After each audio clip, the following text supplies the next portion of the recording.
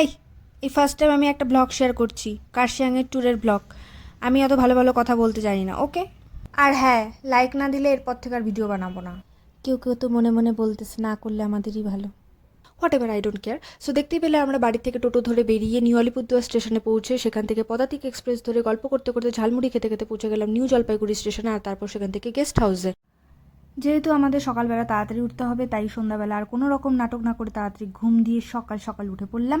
তারপর গাড়িতে সব লাগেজ লোডিং হলো, আর তারপরে আমরা রওনা দিয়ে দিলাম।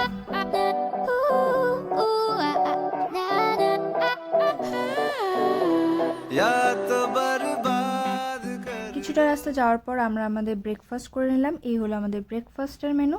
আর তারপর কিছু ওয়াটারফলস আর পাহাড়ি রাস্তা দেখতে দেখতে চলে গেলাম I love Kurseong view point.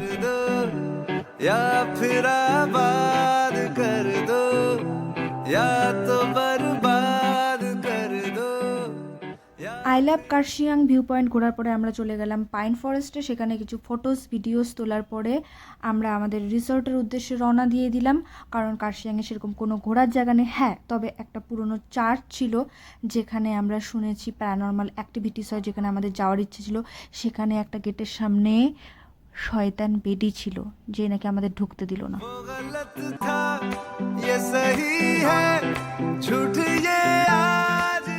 এরকম সুন্দর সুন্দর রাস্তা দিয়ে ঘুরতে ঘুরতে আমরা পৌঁছে গেলাম আমাদের ফাইনাল ডেস্টিনেশনে, দ্য বেলতার রিসর্ট অফ কার্শিয়াং। জায়গাটা এতই সুন্দর আর এতই মজাদার, আর ওখানে স্টাফরা ভীষণই পোলাইট। তারা আমাদের লাগেজগুলি নিয়ে সুন্দর চলে গেল, আর আমরা চেক ইন করে আমাদের রুমে চলে গেলাম। চলো এরপর আমরা তোমাদের আমাদের রুমের সাফার করাবো।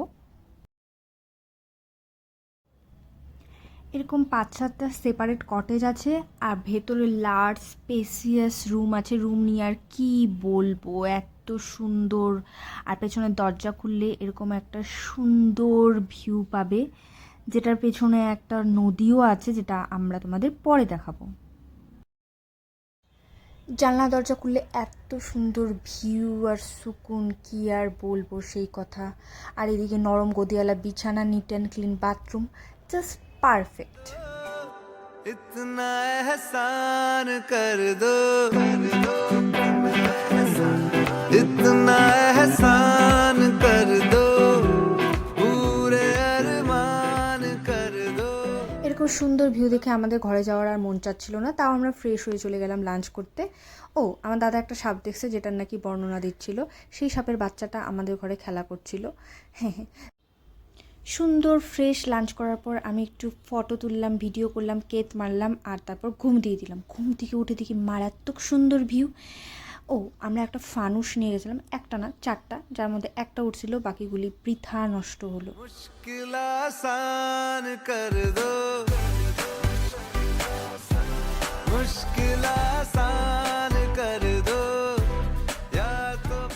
সো ফানুস ওড়াতে ওড়াতে এদিকে সকাল হয়ে গেল। তারপর আমরা চলে গেলাম আমাদের কিচেনে ব্রেকফাস্ট করার জন্য। ব্রেকফাস্টে মজাদার সুন্দর টেস্টি পুরি দিয়েছিল। আর তারপর আমরা চলে গেলাম আমাদের মেইন অ্যাট্রাকশন সুইমিং পুলে। ঠান্ডার মধ্যেও কাঁপতে কাঁপতে মেয়েদের যেগুলি নাটক হয় সেগুলি করলাম আর কি। তারপরে আমাদের গরম গরম লাঞ্চ করতে চলে গেলাম। লাঞ্চে তো খাবার ভীষণই টেস্টি ছিল আর খুবই ফ্রেশ ছিল, সেটা নিয়ে কিছু বলারই নেই। তারপরে আমরা রেস্ট করে নিলাম, আর সন্ধে হয়ে গেল। সন্ধেবেলা সেখানকার স্টাফরা আমাদের সুন্দর করে বারবিকিউ সাজিয়ে দিল। এখন আমরা বারবিকিউ খাবো। আর কি কি খেলাম জিজ্ঞেস করবেন না।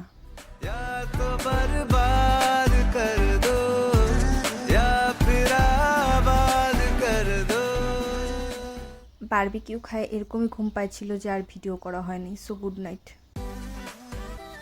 কখন সকাল হয়ে গেল বুঝতে পারলাম না, কি করে 2টা দিন কেটে গেল সেটাও বুঝতে পারলাম না। আজকে আমাদের যাওয়ার দিন, সো খুবই দুঃখের দিন।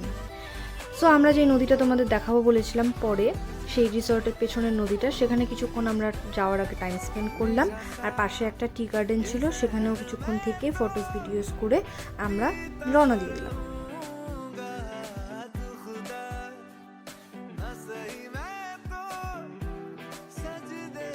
এত সুন্দর জায়গা ছেড়ে যাওয়ার জন্য একদমই মন করছিল না। জানি না বাড়িতে গিয়ে কতদিনে সেটা ভুলতে পারবো।